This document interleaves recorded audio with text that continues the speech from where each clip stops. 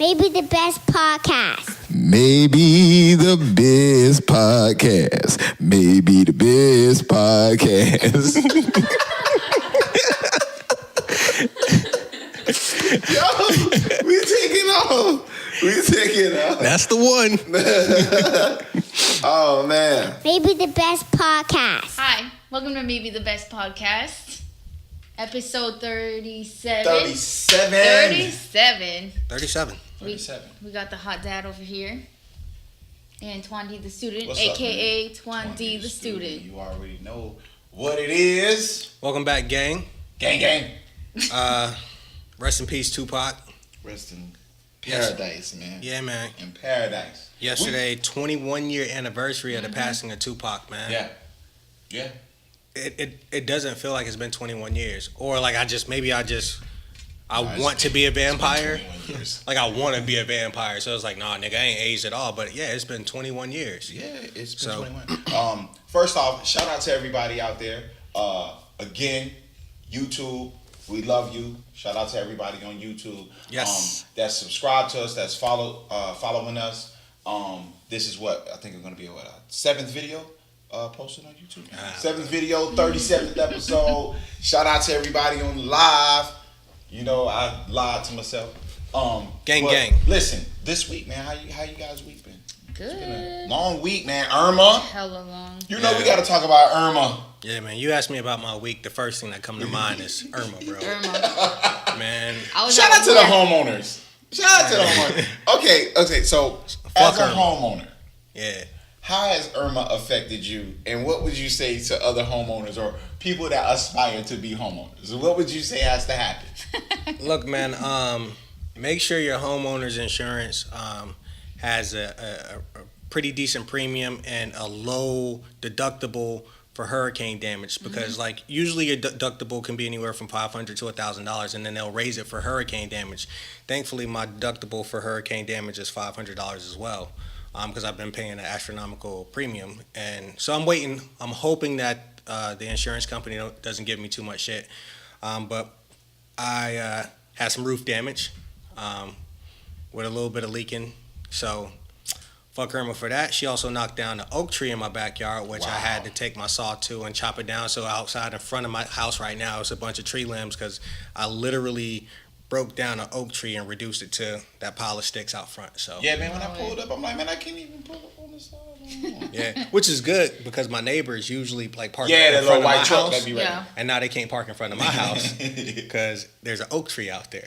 So, but overall, man, if you're a homeowner or even if you're not a homeowner, I think Irma, if it hasn't done anything other than make you guys aware that hurricanes aren't a fucking joke and they're unpredictable. No, they're not. You know what I mean? So prepare yourself as much as possible.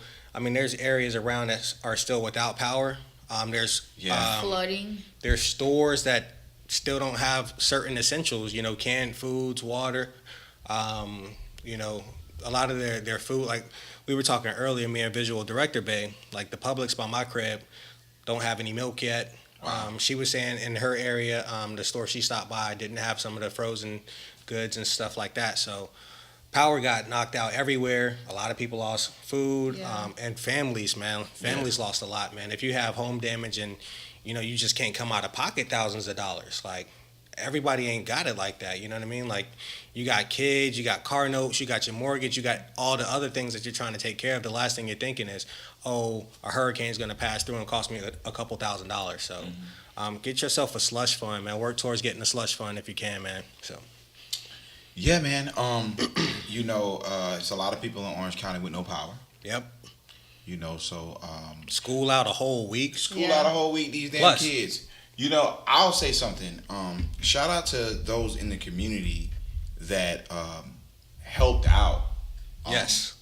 You know, Miles, one community, one Orlando, Christy Dennis, Stacy, Ali. So many unnamed. I'm just going off of the people that was on my timeline that I actually seen. They was at Lorna Doone yesterday. Okay. With an open cookout.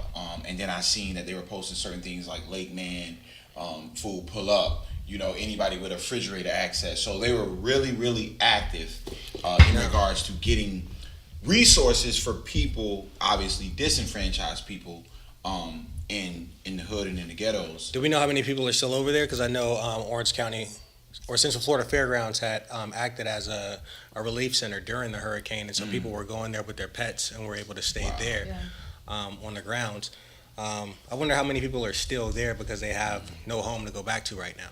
Yeah, But- it's crazy. But shout out to everyone that is providing some and form of everyone around relief. the So. state too. Yeah, everyone around the state. I've seen a couple people getting on Governor Rick Scott, but I think for this situation, he made the right call. A lot of people are like, isn't that what he's supposed to do? I want to let everybody know something in from a leadership standpoint. I'm not talking about anything that he did other than this particular situation. Yeah. Okay? That's it.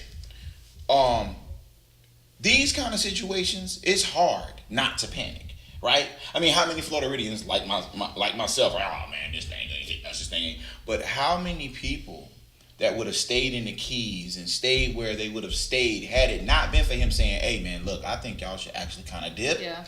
You know what I mean? Now, But people still stayed. Yeah, but at the same time, the fact that you put it out there to leave, Yeah. now it puts the decision on you, right? Yeah. Because if he did not say that, then that's just another on his list. Yeah. So, I had seen a couple posts from a couple local activists that kind of gave him props and people was kind of getting on him about it. And, because of other decisions that he's made and stuff like that. And I think that we got to be very careful sometimes a little bit, especially in times of disaster, for leadership positions that, we just, for what it's worth, obviously, he could have done anything, but to make sure that everybody got out of certain spots, you got to commend certain people for that. So, salute for that particular part. It is what it is. But for everybody out there, man, that that's displaced, from Irma, our prayers are with you. For those that are still without light, electricity. And I think this particular situation lets me know two things. Mm-hmm. One, obviously, we take things for granted, of course, right, as humans. But two, how unprepared we are for any catastrophic disaster that's ever been played on any kind of movie. Yeah.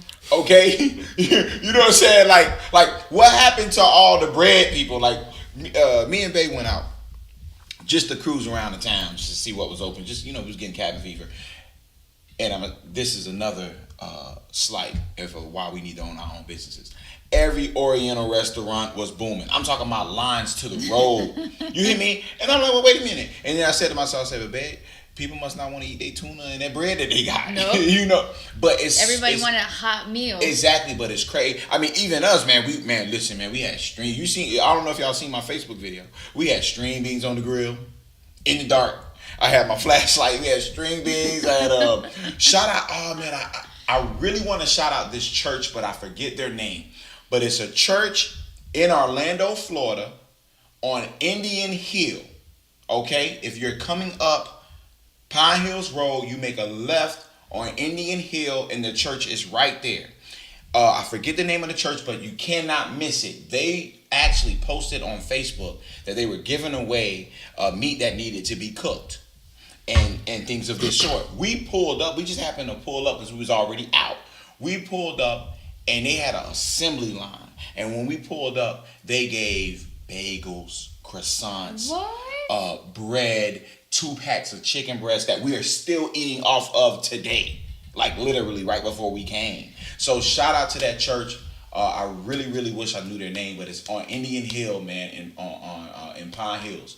And they're really, really dope. So shout out to that church. Now, is it coming from where we coming from the south side headed northbound? Is it after Colonial or before Colonial on Pine Hills? You already done. You passing Seville Place. You done passed Seville Place and all that. What's that road there? Going towards Claricona, Ocoee? Yeah, going towards North Lane. Damn. All right, yeah. Shout out to, that's far. Were you going to your dad's house? Nah, we was already on John Young. It was 18 minutes away from us, so we just shot down John Young. Okay. Made a left on Princeton, right there. Made it right on Pine Hills Road, and rolled down, and it was super dope. Like a little bit past Seville Place. Was there a line? No, we pulled up. It was regular. It was crazy. I put it on my Facebook Live and everything. We talking Orlando talk right now. We got roads and everything. We talking Orlando talk. Y'all ever come to Orlando? That's what it is. That's what we talking. Shout out to the West Side. Yeah. But you know, one of the everybody. best things that come out of situations like this is that you see the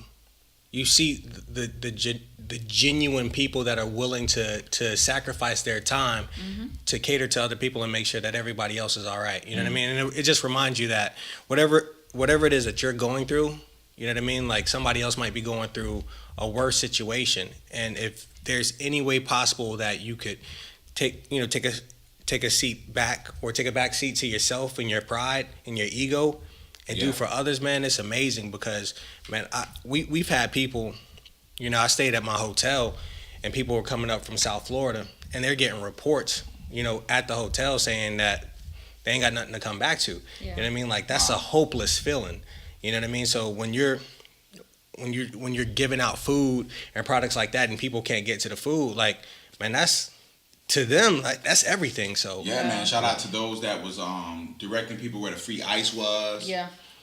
You know, and things of that sort. Yeah. And people, don't be assholes. Don't bring your stuff back to the store, you overbuyers, any damn way. You can't bring it back to the store as far as food products go because they have to throw it away. They can't donate it and they can't resell it. They're going to throw it away. So don't be assholes. Just use it or give it to a neighbor. Don't do that. That's all I or need to say. in preparation for disasters or natural disasters, don't overdo it, my nigga. Like you don't need Why do you 12 need cases of yeah. water. Okay, just For know two that there's Shout out to my baby. people coming behind you that need that, but you want to be prepared for what? Or you trying to resell it. Whatever the case is, like he said, don't be an asshole. Shout out to Boo. The Experience Church, and it's it's called the Experience Church. The church I was just talking about, the Experience Christian Center, Pastor Derek McCrae. There we go. So I just wanted to backtrack on that. All right. Outside of yelling at the assholes. So shout out to them, man. They really did a good job, and everybody in the city did a good job. And wherever city you were in our land, in Florida, shout out to all the local activists that did a great job because a lot of these big machines get the credit, but it's these local activists that are really the catalyst behind getting the food to the regular people in the neighborhood. And can I just say, Yeah. this church didn't need the government to say, hey, why don't you give these people food? Why don't you open your doors to these people? They did it out of the kindness of their heart. They didn't wait to do it. Because it's the right thing to do. The right thing, the Christian way to do it. Shout out to the right thing to do. Yeah, man. All right. What else did we have? Because fuck Irma. Yeah. So, a week of anniversaries. A week of anniversaries. So, Go ahead, Lulu. This all Lulu right, segment. we got Tupac, 21 anniversary. Kanye's graduation album, 10 years, came out September 11, 2007, and of course, 9/11. So, I want you to tell us about, because normally the records that's associated with 9/11 in hip hop is Fabulous, and obviously one of Ho's arguably best albums, The Blueprint. Arguably. Arguably, I gotta say arguably because Yep. people feel that way. So it was interesting that you pointed out Kanye West. Now, what people don't realize, and I seen a post the other day, what people forget about graduation Nope, I don't. is that he told 50 ass up The bet. 50 was supposed to retire. in that competition, and he purposely kept his release date because 50 had his release date first. For Curtis. Yeah. He had his release date first.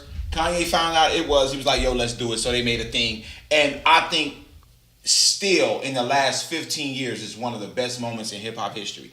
And it's so ignored how they played that, how they were good sports about it. They were on 106 and Park together. They did a couple promo things together.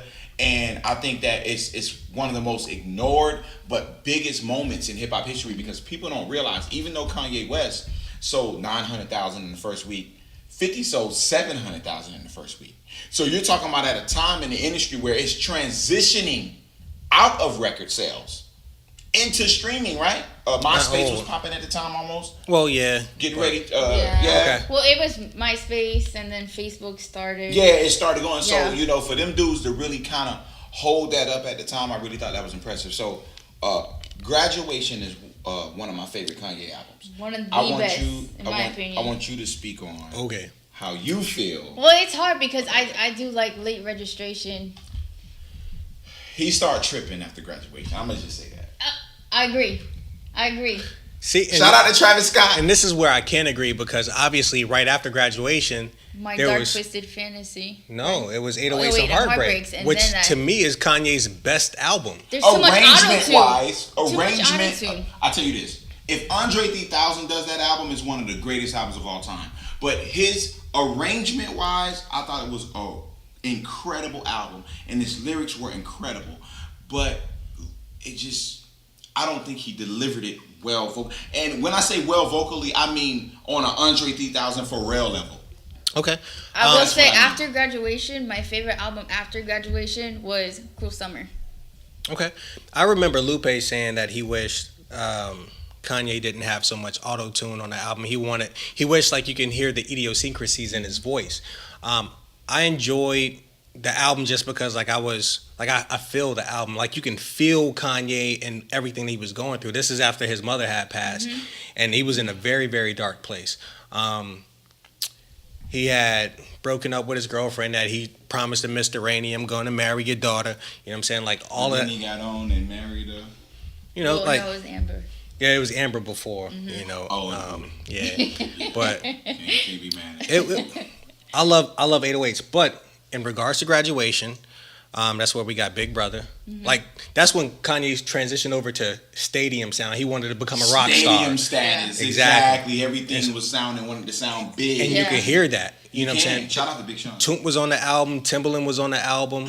Like he had so many. There was one record. I want to say it was Good Life, where you had T-Pain. You had T-Pain, Timbo. I want to say like Justin Timberlake. It was so many people on that record that you don't really hear. All of the Lights was another record that had like 12 million people on the record, and it was like all you really knew was Crack Uncle Charlie. Like that too. Who? Crack music was like that too. Yeah, like he had bangers on that album. So you know, I remember him saying he was on 106 in Park, and I can't tell me nothing. Yeah, sorry. I remember him saying that I want my albums to be time capsules of the year. Yeah. So he was like, that's why I got T-Pain. That's why I got. So if you go back to that album, you'll notice that the features and the collabs that's on that album, if you look at the artists of that year, they killed it. Yeah. Okay. So it's T-Pain. Was it Mos Def? Chris Martin was on there.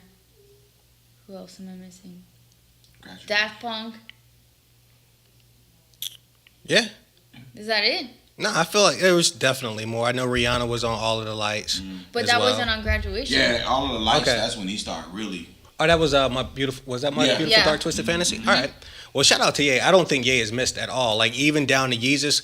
At first, I was like, I'm not feeling Yeezus, and the more I listened to it, I was like, this guy's a fucking genius. Like sonically, Kanye hasn't missed. I'll say that sonically, he has not missed. My cousin said the same thing when Yeezus came out. He was like, "Did you listen to Yeezus?" I was like, "Yeah, I don't like it." He goes, "Well, you gotta listen to it about 4 or 5 times before you can actually enjoy it." I'm like, I'm not gonna listen to something. That's a fan talk. Yeah, 5 or 6 times. And I'm a huge Kanye fan, but I'm not gonna sit there and listen 5 or 6 times and be like, oh, "Okay, I feel it." If you continuously listen to it, it's gonna be stuck in your head, and then of course you're gonna enjoy it. I'm gonna be real with you. More Life ain't do that for me, and I tried it. I tried it. Well, some albums aren't built like that. I tried it. Yeezus is built like that. Okay. Like some people will be like, all right, this album's whack. Oh, listen to it more. It's still whack though. Like I could listen to it 100 times and it's still whack. But then there's something like, if something is orchestrated properly, I mean, you just didn't get it the first time because you were listening for. I'm listening for that Kanye sound. I'm listening for that Kanye feel that he always give me, that real shit. And it's like you didn't get it right away, and it was like, well, what the hell was he giving me? And you go back and you listen, and it's like, oh, this is what he gave me. You know what I mean? It was very rebellious. It was sonically hard hitting, very meticulous. Everything sat in a proper pocket, and it was just like, what the fuck is this? It's too beautiful, and it doesn't make sense because it's also chaotic. Yeah. Like I felt like that's what Yeezus was. So. Okay. But Graduation has the hits. That is perfect. You can name so many hits from that. That album is perfect. Good Life, I Wonder, Flashing Lights, Can't Tell Me Nothing, Champion, Big Brother. Like you can just name them. Yeah. And still to this day, you listen to it and you can rap the lyrics like you heard it yesterday. Kanye did have that effect. So I listened to it on the anniversary and it was like memories. Speaking of anniversaries, 9/11. Obviously, what is said to be one of the, what is said to be the biggest tragedy in U.S. history. I mean, what do you Largest guys? terrorist attack. Yeah. Yes. There we go. Let's put that on record. Yeah. Largest terrorist attack in On U.S. history. U.S. soil. On U.S. soil. You know, we about to get going. Was it a terrorist attack? We about to get going, and even though we got 10, I know VDB, so we may even spill up in the next segment. Yeah. So I want to get your opinion on the actual day of 9/11. I'm gonna speak on, and you can speak about. What do you mean, like what I did that day I was gonna say, or whatever? I was gonna say that you can speak about anything from where you were that day, or just what you've learned about that day over the years. However you want to speak on that, I'll give you guys the go round first. Well, I remember I was in 6th grade. I was still waiting for class. 6th grade? I was a senior. Okay, but go ahead. 6th grade, yeah, 6th grade, and I was waiting for class, and I remember some girl said some plane hit the Twin Towers. I'm like, okay, whatever. I don't know what the Twin Towers are. And then when we got to first period, the teacher was freaking out. Kids were leaving class. My mom came and got me, and I was freaking out. I'm like, what's going on? And you know, where we live, the airport is right here. Right. No planes. It was the most eerie thing. No planes. And then the towers came down, of course. And my memory of that is maybe within that week or the week after, we went to Sam's. You know, Sam's is busy. And I remember this family came. Obviously, they were Muslim. Didn't hear nothing in Sam's. It was super quiet, and the family was shopping around, people giving dirty looks, saying different things, and they left. Fuck America. And I told my mom, I was like, why did they do that? And my mom said, those people are ignorant. And then, you know, like, how do you tell a kid about a tragedy, whether it's 9/11 or Pulse? Like, how do you tell a kid something like that? So my parents did say certain things, like there was a group of people that did this, but because they did that doesn't mean everybody's like that. Which I give my parents props. They could have easily been like, oh, if they look like this, they're dangerous, don't trust them or whatever. So that was Shout my out to take your on parents. that. Yeah. Shout out to your parents. Yeah, man. I was in second period economics when our teacher turned on the television. I'm senior year in high school. Yep. Teacher turned on the television. Everybody gets silent. One of the towers is already smoking, and then we watch what we found out was a second plane going into, I guess, the North Tower. You guys saw it? Yeah, on television. Yeah, like it was on TV. the second one. Yeah. Oh, I didn't know if you guys saw that. And people started freaking out, and this is early in the cell phone era, so there was only a couple people that had cell phones that were, you know, reaching out to family members, and I'm just like, man, I cannot wait to fucking listen to Ghetto Fabulous. Like, when I get home, I'm gonna listen to that, and then I'm gonna listen to this Blueprint album, and that's all I cared about at that moment.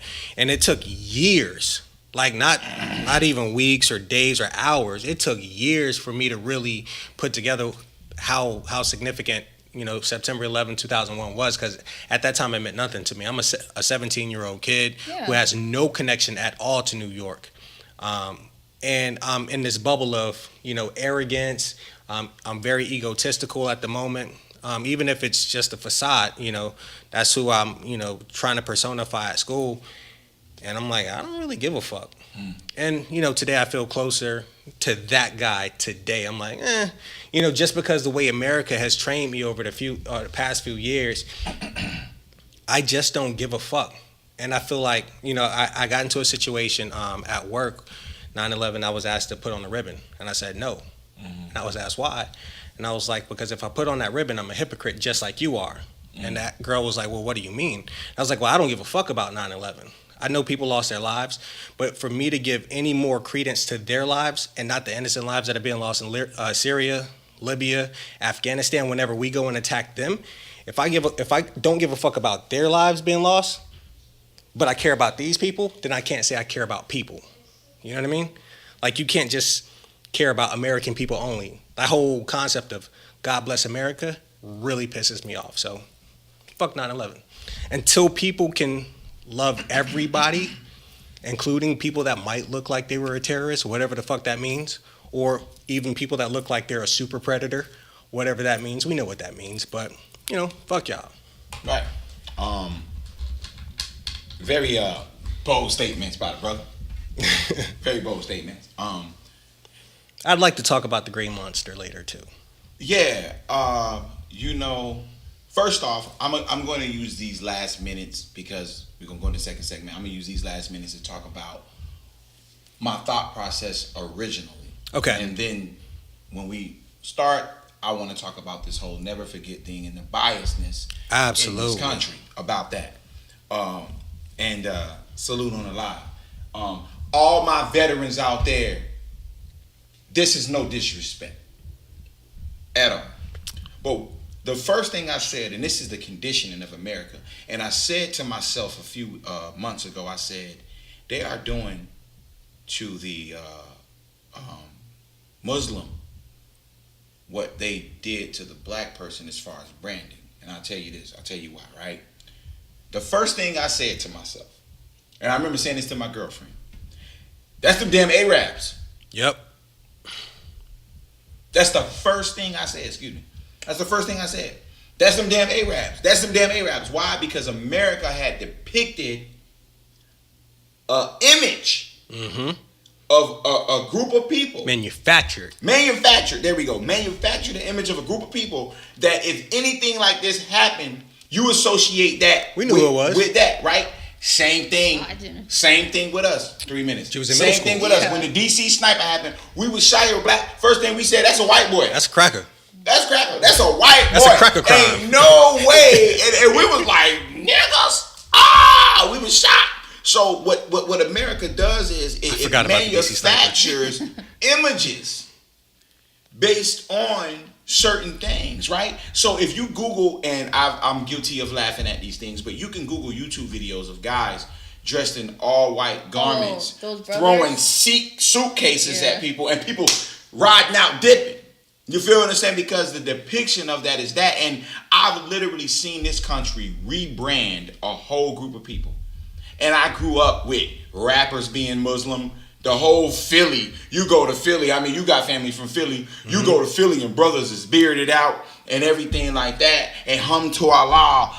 I run through them all. You know, shout out the Hove. But at the same time, they are rebranding this group of people just like they did us. We violent, we lazy, we ignorant, we leave our children, we woo, right?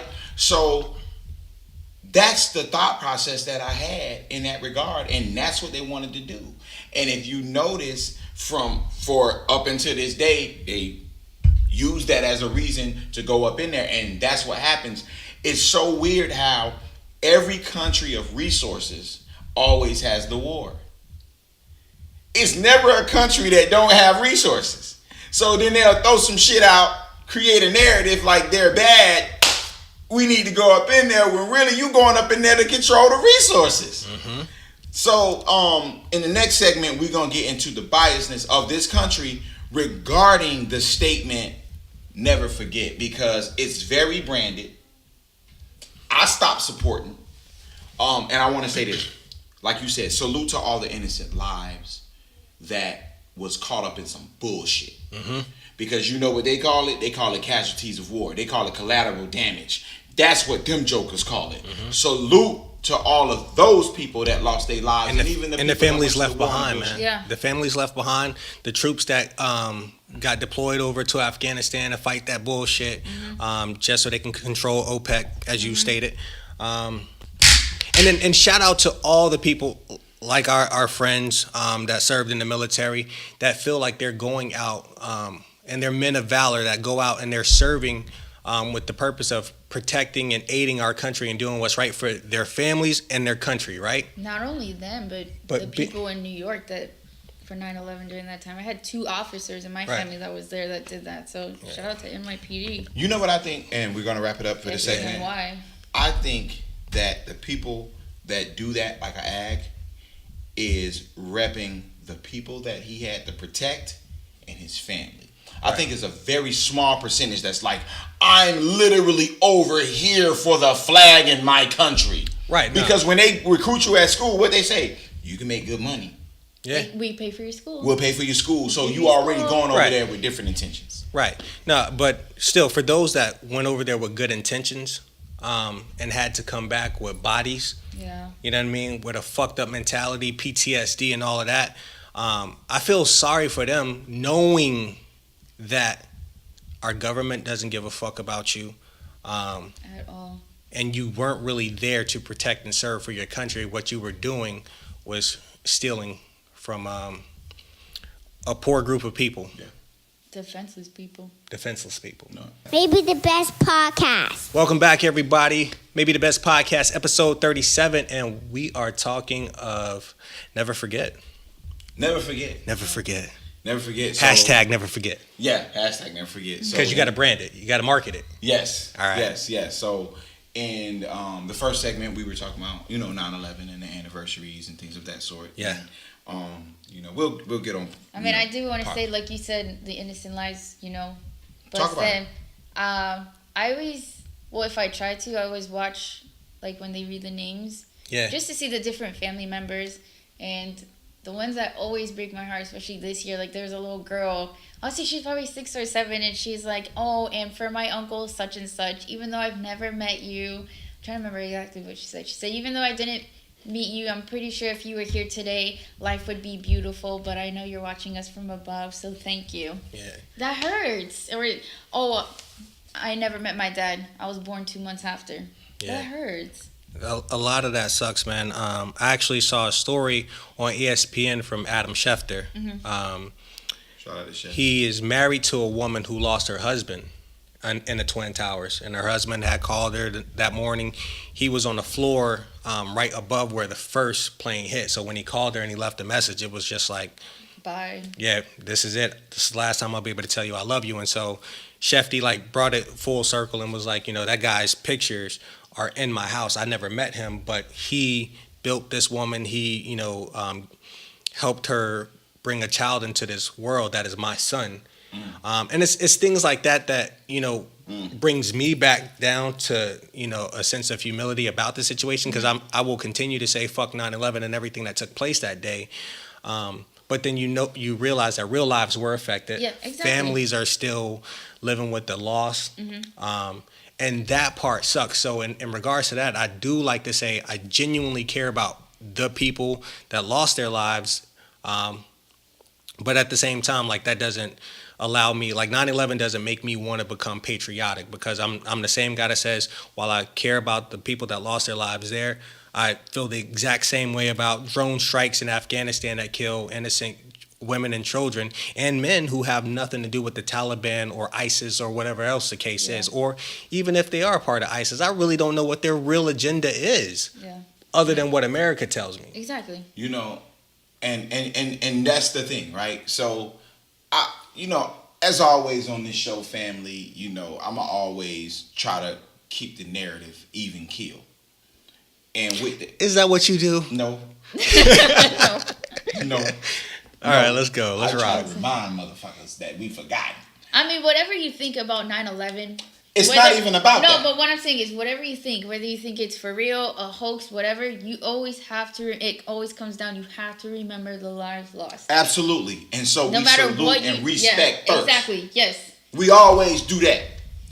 Now, from an overall perspective, this thing called Never Forget, right? Hashtag never forget. Now, listeners will probably be like, he always talking about slavery. Woo, woo. We not even gonna touch on slavery. All right. But what we gonna touch on is certain atrocities that has happened in this country against certain people, and the bias of when something happens to the bully. When something happens to the bully in regards to how they react as the victim, opposed to when the bully,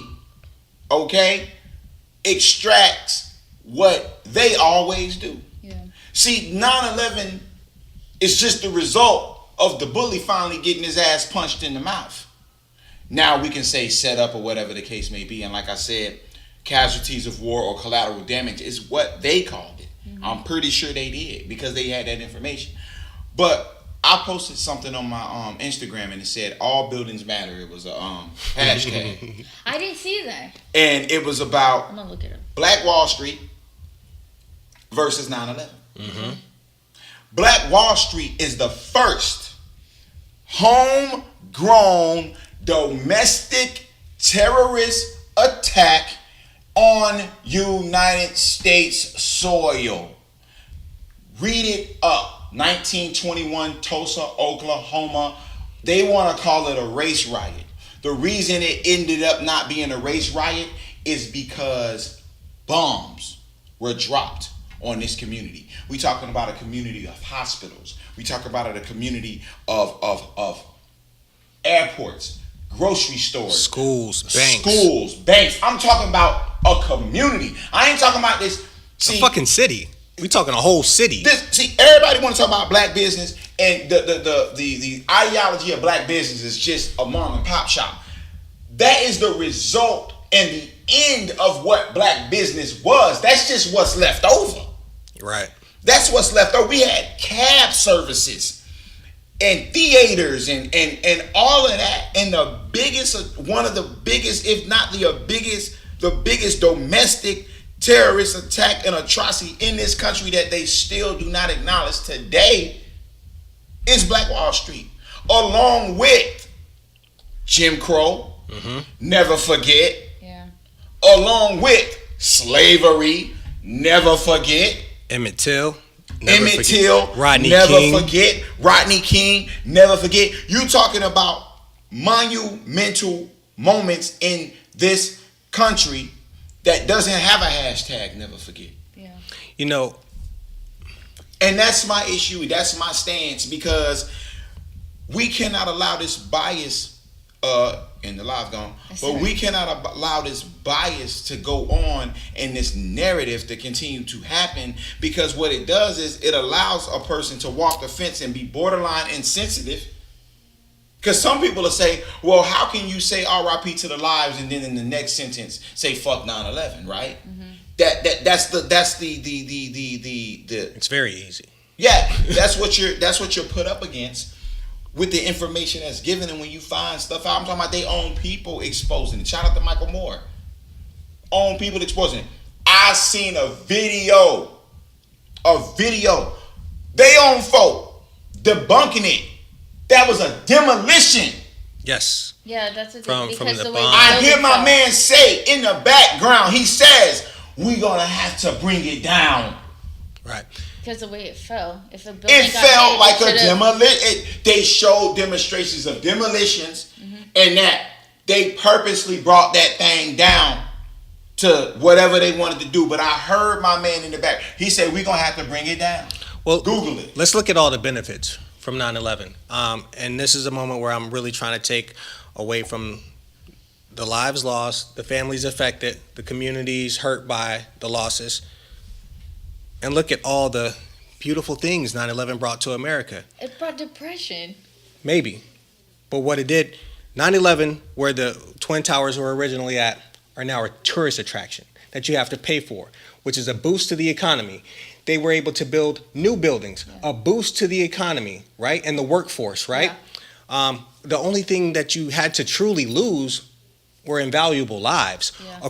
This is not from me. I know what you're saying. I get where you're going. I get where you're going. Well, not you were able to you have to pay for over there. But you were able to get your troops. You were able to rally America.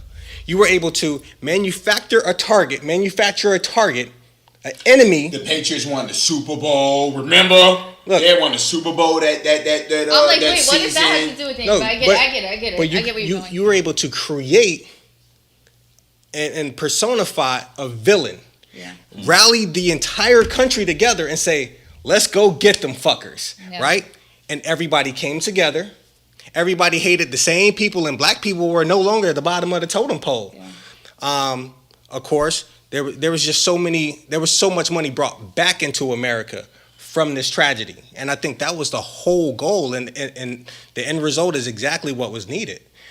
It fucking sucks that we are considered pawns in a grand scheme of things. But one of the things that I'm going back to the base of the segment, the never forget, it's a reminder that the things that we're not supposed to forget are a fair skin.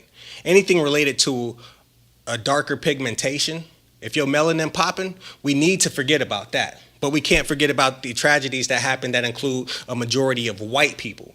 And so when I'm watching SportsCenter and I see a black banner that comes down and says that racism is as American as baseball. And I say the only way to fix that is to write racism is more American than baseball. Because that's the most American thing to do, is to be a racist, fascist son of a bitch.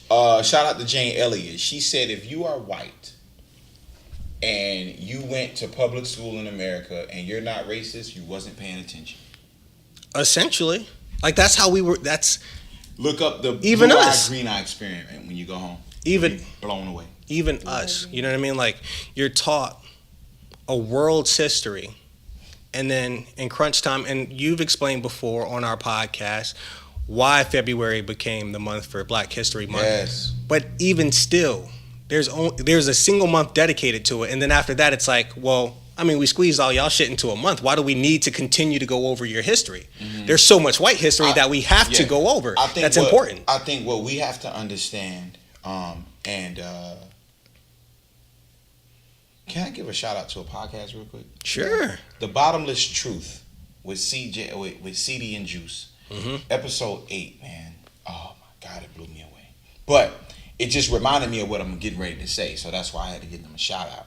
Yeah. But what we have to understand is a lot of us don't recognize our plight. Right? So what happens is, man, I lost my train of thought.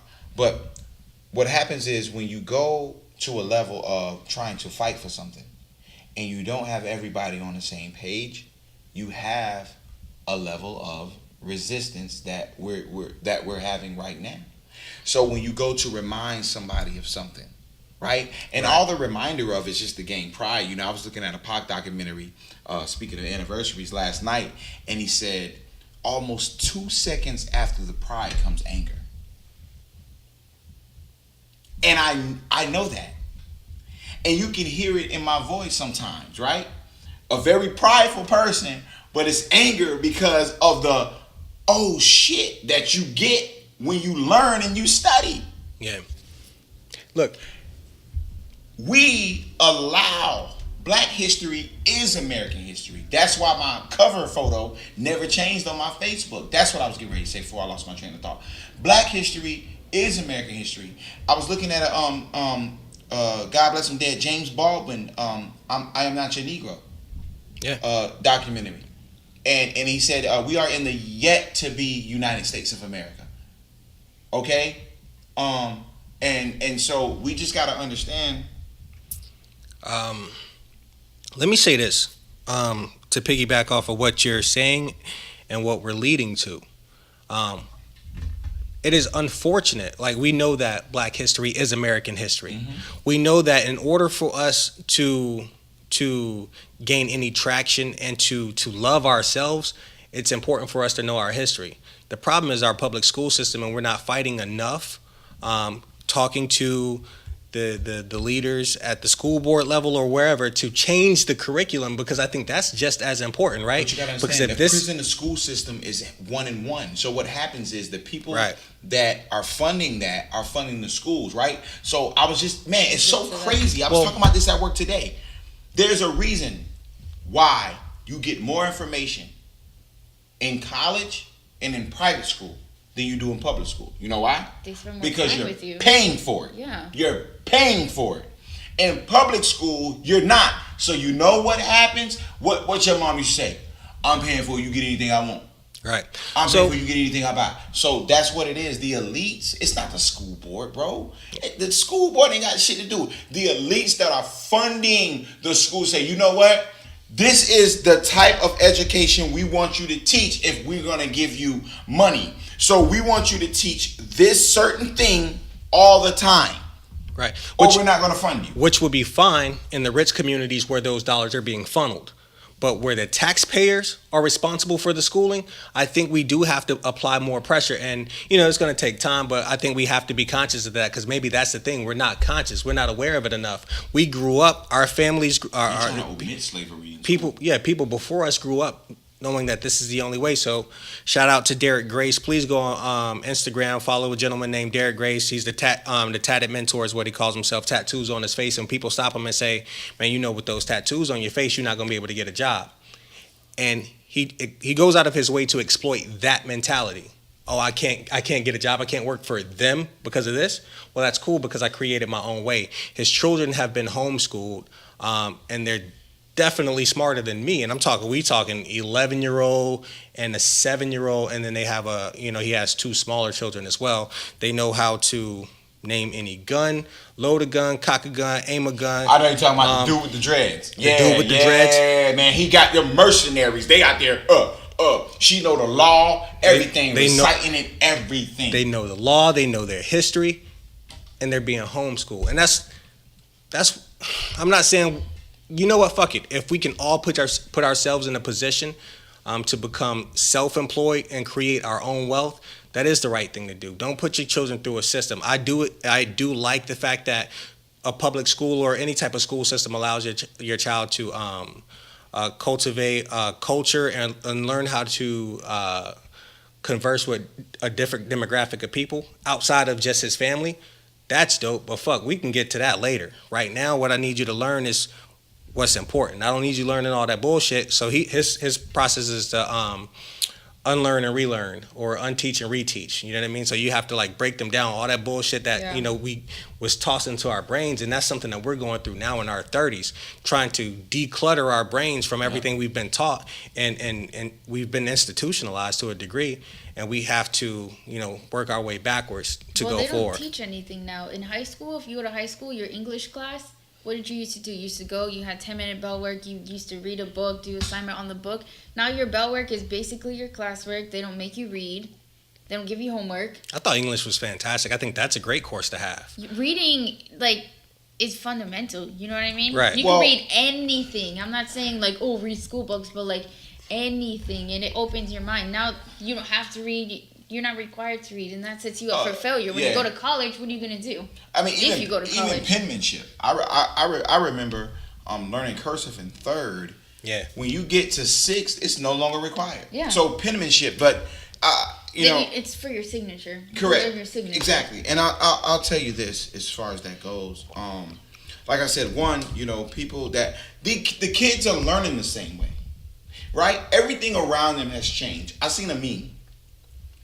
And I think I said this on a past episode, but the meme had a group of women, phone operators,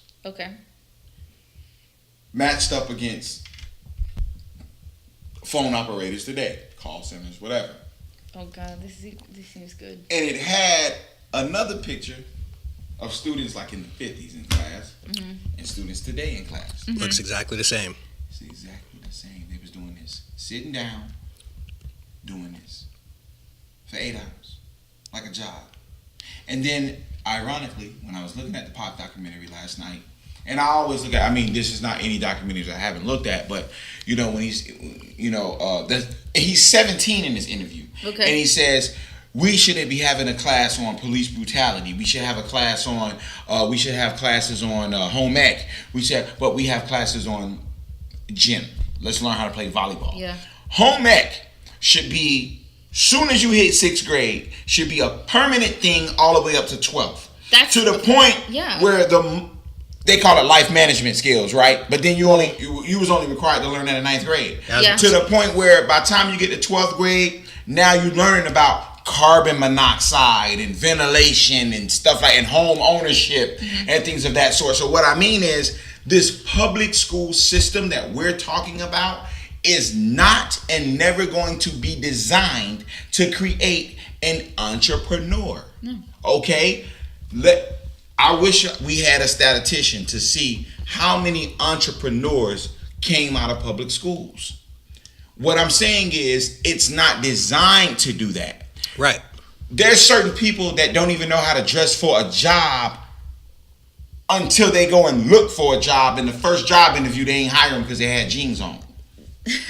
That ain't even a class that they teach in high school. But that's where your parents should come in too and teach you those management skills as well. But I understand that, right? Unless you're going to homeschool, you have to understand that these teachers are with your kids more than you are. Why? Because you are at work more than you are with your kids. Yeah. It's the same thing. So if you are not going to homeschool, then you got to understand what's being taught. And what's being taught is just going to be the shit that gets you to pass. These standardized tests ain't nothing but culturally biased tests. In my opinion, they are to sniff out the super geniuses. They just sniff out the people that go and bring the men in black. Everybody else, all right, whatever, you pass, whatever. But it's the sniff out, and then you gonna get took somewhere. Because you got too much of a crazy school. That's all that shit is. I'm serious. It's placement. All it is placement. We want to see how you know all them answers. How you know all them answers. Oh, you got to go somewhere. We're going to take you here. And you'll never see them again. I'm sick, man. Okay. It's in some cases, I believe things. What do you mean? Like they give you advanced I classes? think They standardized take you out of school? tests. Like, what do you mean? I think standardized In some tests. cases, yes. But in some cases, there are the extreme cases where he's talking about where people end up missing and they're working behind the scenes. For Yeah, the they come government. and take them. I think standardized. You think I'm playing? I think standardized tests is one culturally biased. So it's to classify a certain group of people. Well, I passed mine with high scores. They placed me in AP classes. Right, but you were just good enough to be in AP, advanced placement. Thank you. Now, go ahead, Vern. I want you to go ahead and go to my point. Well, we were talking about conditioning earlier, and you're laughing at him because it sounds so far fetched. No, but I didn't know what he meant. That's why. If they put you in AP classes or they put you in another school. But let me ask you this. Okay, so how is it far fetched? Based on your score, where did they put you? AP classes. They put you in advanced placement, right? They put you in a different place other than regular people. So imagine if your score was higher, where you think you was going? I don't know. Exactly. I'm telling you, man, that shit is real. All those tests is fishing. It's to sniff out. You know, we gonna get them to come to us. So what we'll do, we'll just put a standardized test. You know what? We no longer can enslave people. We no longer can kill people on purpose. You know what we'll do? We'll just COINTELPRO. We'll just put them in worse conditions. Drop this thing called crack in the neighborhood that's going to create status, and then the status amongst themselves will kill themselves, because now it's all about what you can get monetarily from this product. Yeah. So they'll even sell it to themselves. So no longer do we have to do the Tuskegee experiment where we purposely put syphilis in these people and then do experiments over the years to see how it affects them. Nah, COINTELPRO do that. We could just drop crack in the 80s and over the years see how that affects them. It's something about what does to this melanin when you hit that whiskey or whatever they call it. You know? So what I'm saying is everything is purposely done. So I don't believe standardized tests is to do anything other than to fish out certain things. Of course. Watch a movie called Paul. Paul is a comedy about an alien. Yes, it is a hilarious comedy to me. But check it out. It kind of gives a little insight because at one point Paul tells you a lot of the people working for the government, it's like, oh, that's an alien. This person is an alien. This person is an alien. It's all a joke, but it's alluding to what Antoine said. My junior year in high school, my great grandmother got sick. Smart, bro. And we had to move, and I transferred school, and I was going to Jones High School, which at the time was a F school. It was one of the schools they looked down upon, they frowned upon because it was in the urban community, black community. I took my ASVAB test there. And after taking the ASVAB and the scores came back, it's a test that you take to enter the military. Okay, so I take this test. I have the Marines, the Navy, like everybody coming to me, and they're like, hey, look, this is what we can set you up for. You'll never have to touch a weapon in your life. This is what we would have you doing. And I was like, man, fuck the military. Like my mom served, my father served. I didn't see my mom for, a couple years because she was stationed in different places. My mom went to Saudi Arabia, then she had to live in South Carolina. So I lived with my grandmother and my older sister for a while. So I hated the military. But that was one of those moments where I know, like, you do something the right way and they look at you and they see that you're different. They're like, oh, come over to this side. Did they tell you what you were going to do? Dude was smart. Dude was smart. They did? Or no? No. Because I was just like, nah, I'm not interested. This dude was the only 9th grader in a 12th grade math AP class, right? Am I inaccurate? I was Algebra 2. My freshman he year. was only... So, this is a real... I'm telling you, this is a real thing. I'm listen. And that's all it's it. All it is just to sniff things out. Yeah. They've learned how to bring it to them. That's all. Should have said yes. Moral of the story, I guess. Should have said yes. But then where would you be today? He'd have been in the Men in Black. I would probably be in Russia with Edward Snowden. Yeah, he'd be. You wouldn't have your son. You wouldn't be here. Maybe. Edward Snowden has a family. He just can't see them. Man, Yeah. Edward Snowden, that was some shit. Hey man, I don't think what he did was wrong. I thought it was the right But thing to do. that's a But different this is, story. but this is what I'm saying, right? It goes to what I mean, the bully, right? It's like you got a man and you see something in his phone. He be like, "Why the fuck you looking in my phone?" Well, wait a minute. You sent a dick pic to a bitch. Yeah, I know. Like, don't turn this around on me. Exactly, and that's what they doing, like literally in front of our faces. Like they got the man over in Russia in the cold, like motherfucker cold. He ain't been warm for eons. You know what I'm saying? The motherfucker is cold. You know they got Asada Shakur over in Cuba Well, he talking could about easily Trump, be talking about sent I want her back He could easily be sent And back. be murked. In Trump besties. and be murked. Nah, I don't think Edward They Snowden trying to can. get him for treason. I Right? don't think he can. I don't think he can touch foot on That man American can't soil come back. without being. Because I don't think he would. I don't think he would see trial. No. I think he's out of here if he touched foot. Yeah. Listen, man, that man come through. They putting him on a wall. And then all you gonna hear is just. Hey, but shout out to the whistleblower. Shout out to everybody that tries to stop the government from fucking us without a condom or in period. Fuck them. This is true. I really don't have anything else to say, man. You know, I appreciate. his comments. Oh yeah, run that because I heard about it briefly. I didn't until you said something today. I'm going to side with Floyd Mayweather. That's what it sounds like to me. Okay, so this is what we're gonna do, family. What we're gonna do is Here we go. we're gonna talk about Floyd's comments. I What got it Floyd's here. comments was, he said that real men talk like what Trump said. Okay, the grab her Right. by the pussy line, right? That's what he was referring to. Right. Do you have the quote? There we go. Here we No, go. but, that's not Yep, him. that's it. No, that's Floyd. That's Oh, it. that's Floyd? That's Bleacher Report. You on Bleacher Report? Yeah. The exact article. Run through it. Okay, that's Trump. Oh, and then. This is Floyd. Okay, so here we go. We're going to read the quote here. And Lulu, I'm going to have you speak first.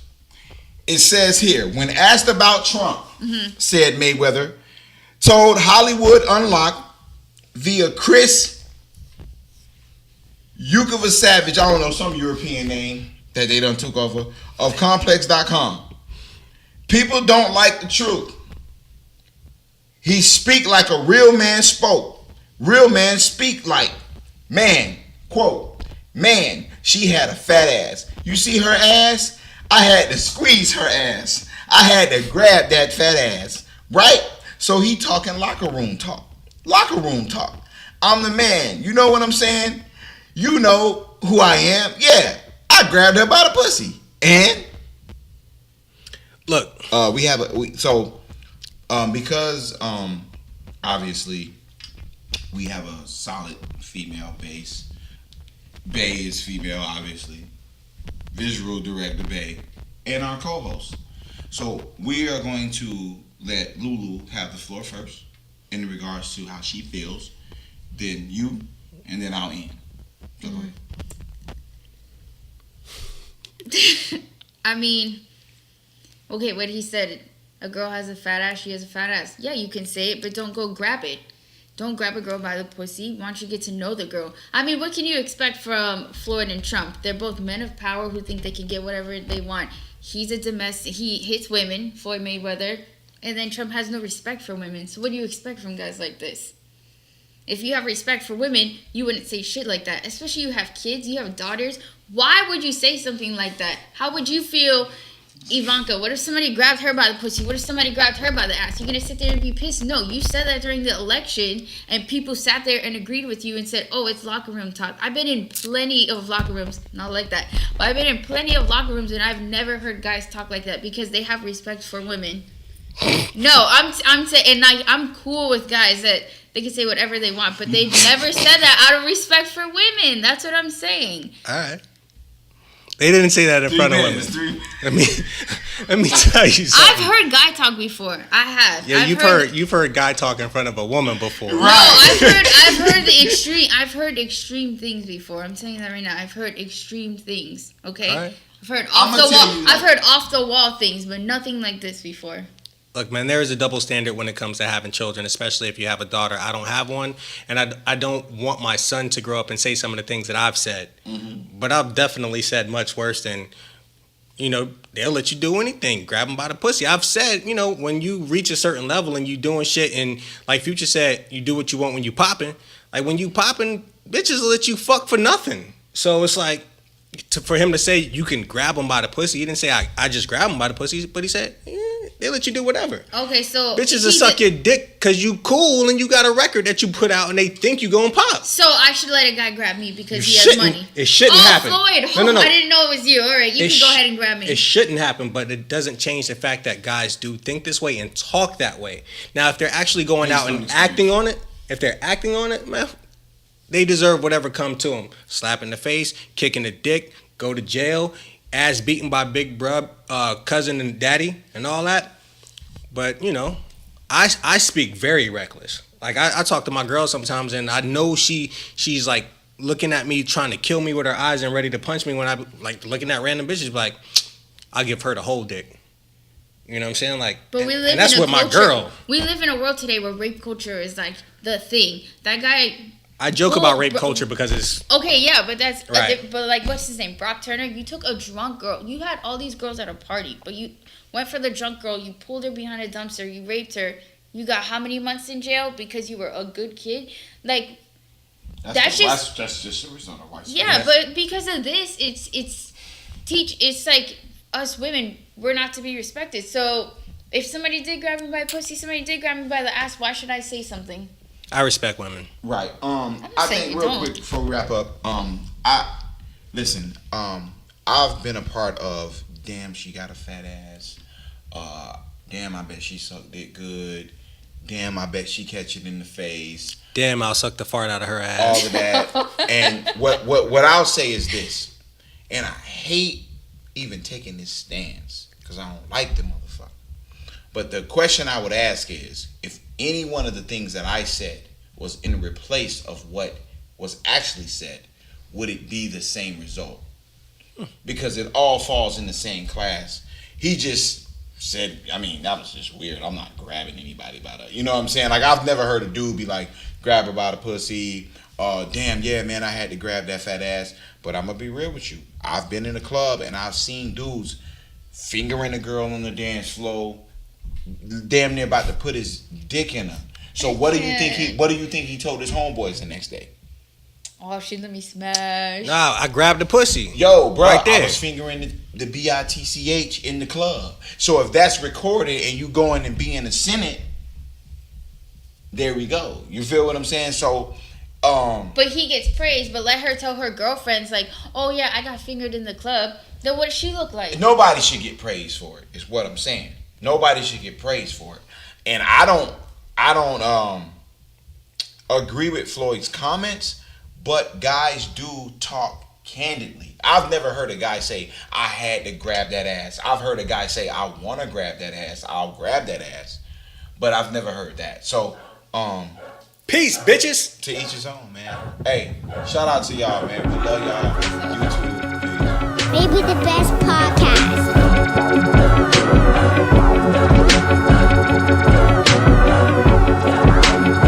When I was young, I always wanted to be famous. I'd fuck 200,000 bitches on a sleigh bed. Not all at once, but if I could, I would, I swear, yeah.